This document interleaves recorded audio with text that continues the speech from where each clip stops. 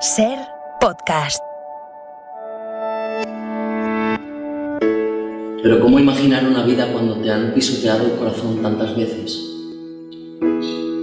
Cuando no queda esperanza. Cuando la parte más hermosa de ti ha sido triturada metódicamente día tras día durante años. Así es nuestro sistema educativo. Este mes de abril se han cumplido 50 años del estreno de Carrie, la primera novela de Stephen King. Carolina Juste, bienvenida a La Hora Extra, ¿qué tal? Muy bien, muy contenta de estar aquí. Muy contentos de recibirte. Carolina dirige junto a Sara Sierra y acaban de estrenar en el Teatro Quique San Francisco de Madrid Don't Fuck With Carrie, traducida al español como No juegues con Carrie. ¿Esta traducción a qué responde? Porque no sé si realmente ha molestado a alguien, como dice Enrique Cervantes durante la obra, o si es una coña. No, literalmente ha molestado, sí. O sea, para poder estrenar han considerado que el cartel y el título inicial que teníamos de la obra, que era Don't Fuck With Carrie, que además hacía referencia a Scream, a la última de Scream, que es como la frase de Don't Fuck, o sea, Don't Fuck With the Original o algo así, creo, y a Carrie, evidentemente. Y entonces luego además teníamos en el cartel como una pizarra con la mano haciendo la forma de pistola con 3 insultos y bueno, han considerado que era demasiado violento. Entonces lo hemos tenido que cambiar para poder estrenar. Porque es una obra para público familiar. Es una comedia ligera. Bueno, es estas cosas que a veces no entiendes muy bien porque evidentemente existe una violencia, pero justo es lo que queríamos criticar, ¿sabes? Pero bueno, la carcasa cambia un poco, pero el contenido sigue siendo el mismo. Enrique Cervantes es el autor y el intérprete de este monólogo que pronuncia un chico que sufre acoso escolar por ser homosexual, un chico de 12, 13, 14, 15, 16, 17, 33 años dice que tiene cuando va a reencontrarse con uno de sus acosadores. El texto es la experiencia de Enrique, un trauma, el del acoso escolar que mucha gente ha sufrido, no solamente por su condición sexual, su orientación, sino también por el físico o por no ajustarse a lo que es la normalidad. Entiendo que a ti también te ha interpelado, como nos puede interpelar a todos. ¿Habéis trabajado ya antes juntos? ¿Cómo llegáis a esta obra, a este montaje que te ha emocionado del texto? Bueno, a ver, Enrique yo empecé a estudiar interpretación con Quique en Madrid hace 13 años y ya es parte de mi familia, o sea, le amo y le adoro. Y nosotros hicimos en pandemia, empezamos a escribir una cosa que se llamaba Ansia, que era sobre los trastornos de la conducta alimentaria, y hicimos como una especie de instalación, performance o algo así, y nos quedamos como con ganas de generar pues compañía de alguna manera con la gente que quiero y con la gente que creo que tiene un talento increíble y que podemos hacer cosas que nos mueven a nosotros. Y bueno, él tenía este texto desde hace como, yo qué sé, pues igual, no es que tuviera el texto, pero sí que tenía la idea desde hace 6 o 7 años como de hablar del acoso y del bullying, que es algo que él había vivido. Y entonces hubo un día que ya tenía como el texto escrito y nos dijo a Sara y a mí, que con Sara también empezamos a estudiar juntas, que si se lo queríamos dirigir. Y dijimos, bueno, vamos a ver qué tal. Sí, claro, adelante. Además, a las dos también nos interpelaba porque también habíamos sufrido acoso en el cole. Con lo cual, bueno, pues más como la idea esta de, bueno, yo me coloco en el lugar de directora y tal, sino como, bueno, generar compañía, generar que nosotros queremos ser mucha hambre y empezar a generar esa cosa que son más personas, hay más gente dentro de esto. Este montaje ahora es nuestro, pero hay más gente que de repente saldrá con la misma marca de alguna manera y harán también sus propios espectáculos, pero sí, pues nace con la idea de hacer cosas que nos duelen y que con toda nuestra ira, nuestra violencia, nuestra rabia, nuestro dolor y nuestra frustración intentar de alguna manera que eso no se transforme en más ira, más rabia, en más frustración y más violencia, sino, bueno, yo creo que en el teatro y el arte es un medio de la hostia para canalizar todo eso y poder generar otro tipo de emociones. Y hablábamos de Carrie, que estaba presente en ese título, no título, sí título, que tiene Carrie para una generación, que luego fue llevada al cine por Brian De Palma, que tiene para tu generación o para vosotros? Bueno, yo creo que Carrie es la mayor, para mí, para la generación, la historia de bullying más grande de esa época, ¿no?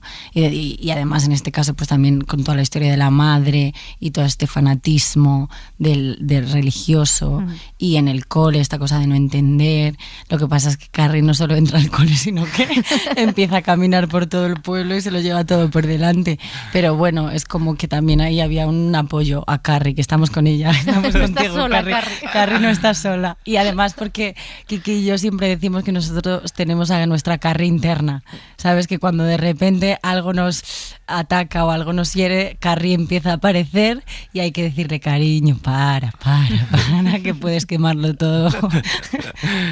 Aquí hay una crítica al sistema educativo, por un lado, o por lo menos al sistema que teníamos hace 20 o 30 años, no sé si ha mejorado mucho o no, y también hay una reflexión sobre la violencia y cómo se responde al acoso escolar. Claro, aquí no hay un acceso a las armas como lo hay en Estados Unidos, ahí hay muchos tiroteos, que además algunos se recogen en la obra. Aquí lo que hay es más suicidios, ¿no?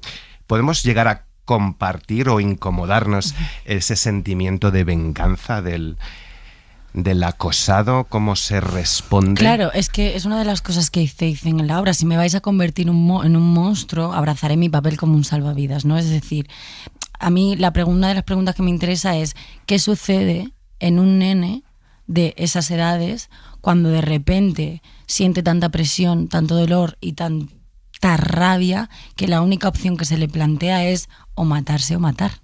No, o sea, a mí me cuesta creer que esa persona nace monstruo y nace con todo eso, ¿no? Yo creo que efectivamente hay un gran sistema educativo que en general está educando a los nenes de esas edades para ser productivos en un sistema posterior, o sea, ya les genera una competencia, una ansiedad. O sea, yo veo por la calle a chavales de 5 o 6 años con mochilas más grandes que ellas y eso debe generar algo, ¿no?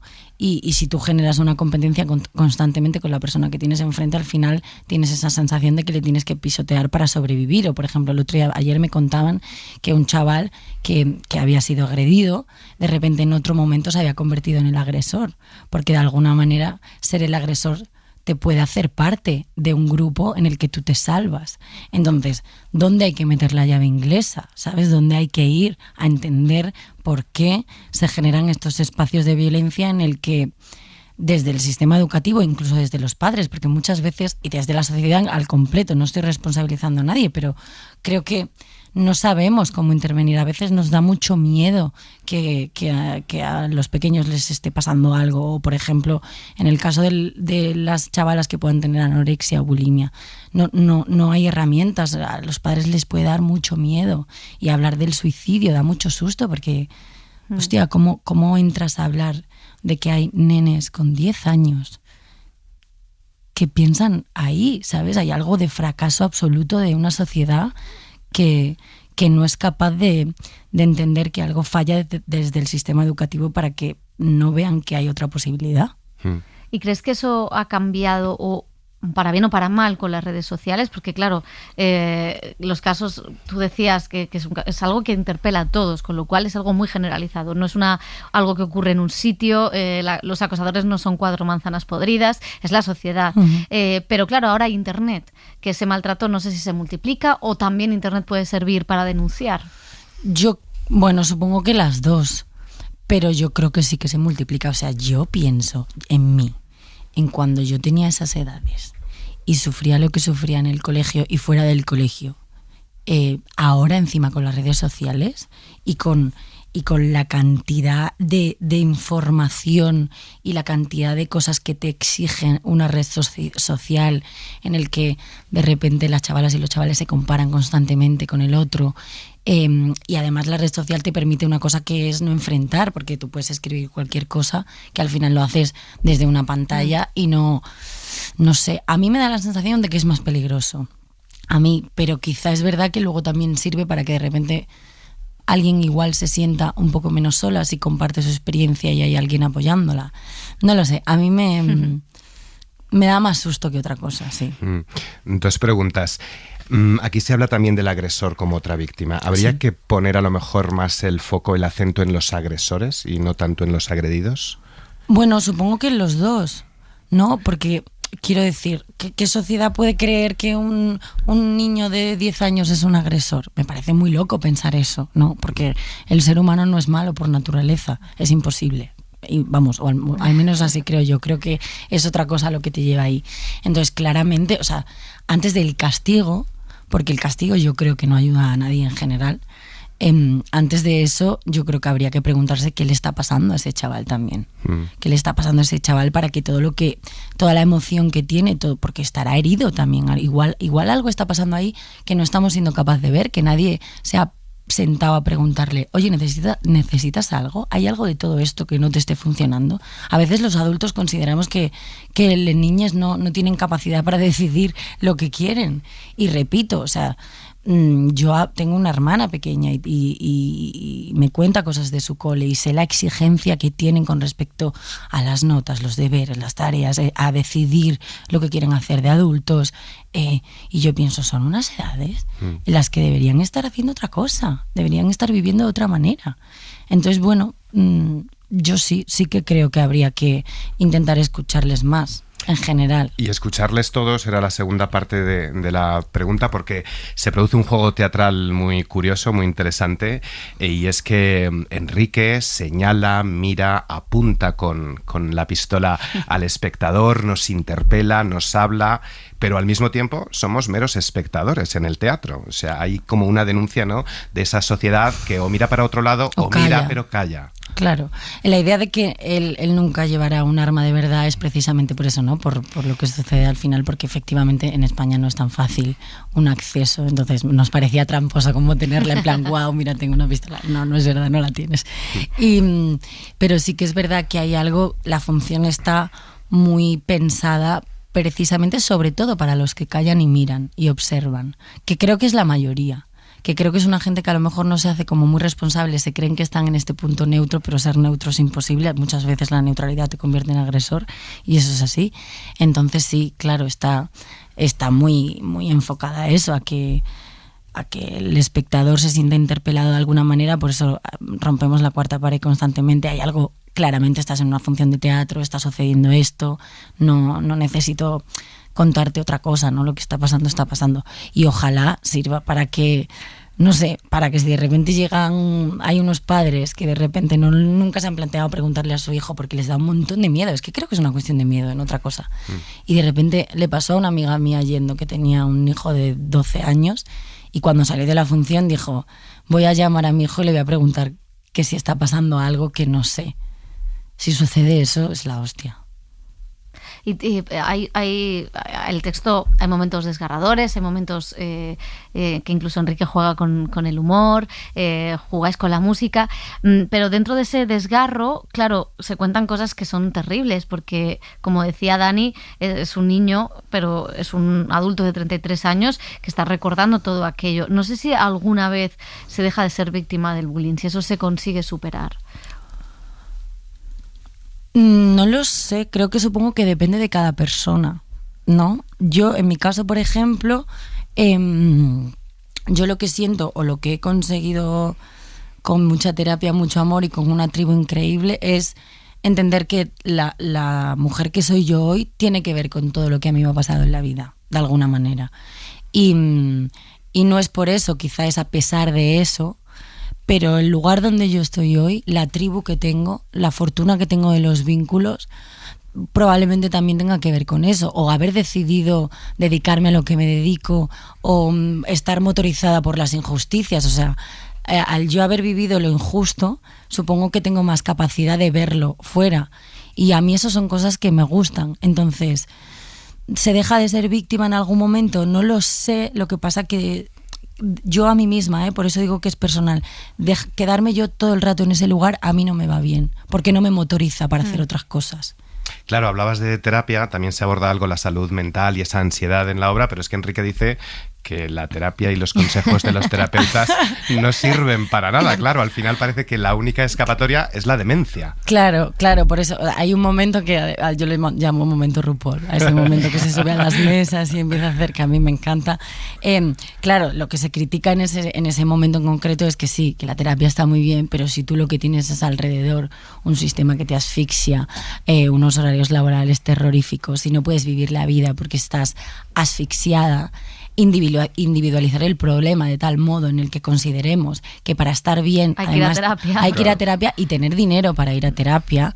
Bueno, creo que es poner una tirita para beneficiar a un sistema en vez de intentar ir a la raíz. Lo que pasa es que, claro, es tan difícil ir a la raíz que al final consideramos que el problema es nuestro, que el problema es personal. Y yo apuesto a que no, a que es un problema colectivo. Si Enrique tiene 33 años... es que además ayer era su cumpleaños. Claro, sí, le cantamos el cumpleaños feliz todos allí. Qué bien. Sí. Si tiene 33 años es que se ha criado en los 90. Imagino que estarás al tanto de que hay personas que hoy reivindican los 90 o incluso los 80 como una etapa donde se vivía mejor y había más libertades en este país. Y han salido muchas personas en redes, sobre todo personas LGTBIQ+, a decir, ¿pero qué me estás contando? Claro. No sé qué tendrías que decirle, qué podemos decirle a todas esas personas que piensan que hace 30 o 40 años se vivía con más libertad y mejor en este país. Que no, que no se vivía con más libertad, efectivamente, y mucho menos si estamos hablando de todas las personas del colectivo, ni de coña. Ahora bien, bajo mi punto de vista, eso no quita que ahora tampoco vivamos con excesiva libertad en muchos casos. No creo que tengamos mucha libertad de elegir, por ejemplo. Hay cosas que nos vienen dadas y que tienes que sobrevivir y que no te queda otra. Pero, hombre, evidentemente la conquista en derechos que hemos conseguido las personas del colectivo, por ejemplo, o la conciencia o las palabras, ¿no? Mi hermana, que tiene 15 años, hay palabras que usa en su cotidianidad como feminismo, homofobia, racismo, no sé qué, que yo con su edad no las tenía en mi vocabulario. Entonces, hemos avanzado un montón, sin duda. Oye, no sé si en lo que no hemos avanzado es en el sueldo, quiero decir. Al final decías, para ir a terapia hay que tener dinero, ¿no? Es que la realidad también, la realidad económica también fomenta el abuso de poder, y en esta industria también lo hace. Todo el rato, claro, es que todo el rato y a todas horas. Quiero decir, a mí personalmente, una de las cosas que me han hecho vivir más en calma ha sido ir teniendo dinero, desgraciadamente, pero yo me recuerdo al principio de llegar a Madrid, cuando estaba en la escuela, pues muy asfixiadita, y yo ahora estoy tranquila en ese aspecto. Y eso me permite muchísimas cosas. Me permite estar en calma para poder pensar más en mí misma. Me permite poder decir que no a ciertas cosas. Me permite que si me duele la espalda porque he estado 12 horas trabajando, me puedo ir a un fisio. Me permite irme a un terapeuta / lo que sea. Evidentemente eso ya genera una desigualdad enorme en tu propio ser, en tu propia salud mental, espiritual, física, emocional, y constantemente. Sí, claro, es así. Y en el caso de, claro, es que la semana pasada la Unión de Actores y Actrices, ¿no?, denunciaba que no se quiere subir el IPC, ¿no?, que las productoras no quieren subir el IPC. Claro, es una industria muy desigual, donde hay mucha gente pasándolo mal, y es una industria muy vulnerable. No sé si es casi ya una batalla perdida. Hemos visto la huelga en Hollywood, que ha tenido buenos resultados. No sé si aquí se puede pasar algo similar. Ojalá. La movida de la profesión es que muchas veces parece que la industria son solo las que de repente hacen 5 películas súper taquilleras y van a las alfombras, a los premios, Pero detrás de eso, ¿no?, pues todo, el teatro, la danza, el circo, la lírica, los técnicos de los teatros, hay muchísima gente, y nosotros tenemos una cosa que es un tipo de cotización que es terrorífica, porque en Francia, por ejemplo, tienen esta cosa de la movida intermitente que les funciona mucho mejor, porque yo puedo tener trabajo ahora 2 meses y tener un sueldo, digno, pero yo no aguanto con eso un año. los porcentajes que tenemos o sea, el último volvió a salir, que es el mismo de hace 4 años o algo así, que es el 8% la gente que puede vivir de esto. El resto son gente pluriempleada, con un montón de curros, y es muy difícil. Y luego, por otro lado, yo creo que cada vez confiamos menos en los sindicatos, desgraciadamente también. Entonces volvemos a individualizar el problema. Entonces las luchas las volvemos a hacer individuales en, bueno, pues yo como Carolina, de repente en el contrato de esta película o esta obra de teatro genero esto para mí. Y creo que eso es erróneo, porque entonces efectivamente vuelven a generarse desigualdades. Entonces ojalá sucediera algo como una huelga colectiva, pero yo creo que tenemos tanto miedo, tenemos en realidad hay muy poco músculo de los trabajadores de la industria como para sentirse tranquilos a la hora de, si yo hago esto, no voy a perder el trabajo. Porque claro, muchas veces si esa lucha la haces individual, te van a señalar enseguida, porque entonces ya eres la problemática, ya eres la que estás exigiendo, ya eres tal. Tienen que ser luchas colectivas, pero claro, vivimos en un sistema en el que es que no se te permite, cada vez es todo más individualizado, cada vez el problema es más personal, y si tienes un problema y te da ansiedad, ya va a haber otra actriz, otro actor, otro dramaturgo que lo va a hacer. Entonces, chica, vete a terapia, ¿no? Al final. Entonces, al final tú, con el poquito sueldo que tienes, y además, esto sí tienes un sueldo y vas a caché en una función de teatro, pero muchas veces van a taquilla. Y entonces eso depende muchas veces tu sueldo del público que vaya a ver la función. Y eso genera mucha ansiedad tanto a las productoras como al equipo que trabaje ahí. Vamos terminando, te conocemos sobre todo por cine y televisión, pero empezaste en el teatro. ¿Qué supone el teatro para ti, para una actriz de tu generación que se ha criado sobre todo en el audiovisual y lejos además de la escena catalana y madrileña que parece que lo absorbe todo? Ay, a mí es que yo es una cosa que amo y adoro profundamente. O sea, yo me formé en teatro, las primeras cosas que hice fueron de teatro. Para mí, de todos los trabajos que he hecho como actriz en mi vida, lo mejor que he hecho, o lo que a mí al menos me ha reventado por los 4 costados, fue Prostitución. Fue una obra de teatro dirigida por Andrés Lima, que hacíamos con Natalie Poza y Carmen Machi y Lucía. Maravillosa.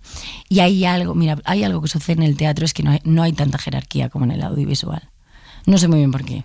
No sé si es porque somos menos personas o porque no hay tanto ego, no lo sé. O porque no hay tanta exposición. No sé muy bien por qué es, pero por ejemplo, en las compañías de teatro o con Carrie, yo siento que la función la estamos generando todas las personas del equipo. Y sucede algo hermoso. Para mí es sagrado. Es que tiene algo de sagrado, tiene algo sacro, de que llegas al teatro. Algo sucede ahí, cada función es única, la energía que tú tienes también depende de la energía que tiene el espectador, que te lo da, no sé, para mí, o sea, yo no quiero dejar de hacer teatro nunca, la verdad. Y antes hablabas de que más que dirigir era acompañar a Enrique, ¿esa sensación o ese camino de acompañar está también detrás del corto que has estrenado como directora, acompañando a tu amigo en una transición? Sí, con Chabombina igual. A mí es que me gusta mucho la idea de la creación colectiva. Porque yo, por ejemplo, aquí que ayer, antes de la función, le dije amor y violencia y no me hagas caso, haz lo que te dé la gana, esto es tuyo ya. Porque además yo como actriz... Amor y violencia me encanta. Amor y violencia, cariño y pa'lante. Y quiero decir, cuando yo he currado como actriz en teatro, hay un punto en el que a mí me encanta que la directora o el director se vaya ya y que nos deje, ¿no? Y que nos deje ya. Pero siempre pasa, siempre se dice que esto es un poco así. Porque nada de lo que yo le diga a Quique va a ser mejor que lo que él ofrezca. Porque si él está en un momento sintiendo una emoción y de repente se acuerda de que yo le di esta nota, se va a ir a otro lugar, se va a acordar y va a salir del momento, ¿no? Entonces, evidentemente yo le he puesto Sara y yo, ¿no? Le hemos puesto un caminito, le vamos diciendo pero luego a la hora de la verdad, cuando tú llegas ahí, hazlo. Entonces, para mí todo tiene que ver con una creación mucho más colectiva. Y en Chabombina igual, porque además en este caso yo estoy acompañando a mi amigo en un proceso de transición desde el amor absoluto, intentando entender, acompañar y también de alguna manera intentando entrar profundamente en lo que implica el sistema binario. que nos oprime a todas las personas, en este caso no solo a las personas trans. Por eso yo creo que el movimiento trans nos pertenece a todos, porque a mí siempre me han dicho, es que tú no tienes que reconciliarte con tu feminidad. Y yo, que tengo un problema ahora. Porque no me ha gustado depilarme, nunca. Y porque de repente pues llevo pantalones anchos y no sé qué. Entonces ya se da por hecho que entonces yo tengo un problema. Y entonces también he sentido siempre esa presión sobre la expresión de género que yo debía tener de cara a... Entonces, bueno, sí que considero que en Chamambina, y ahora que vamos con el largo también, que será este cuerpo mío, también para hablar como de los cuerpos en general, y sobre la masculinidad, sí, lo entiendo como un proceso de creación colectiva y como acompañar más que... Sí, hay que elegir, claro que a veces tienes que elegir, ¿no? En las secuencias cuál es el plano que quieres, o en la obra de teatro desde qué lugar Enrique se sube a la mesa, no lo sé. Pero sí, como sin ser dictadora. Me encanta.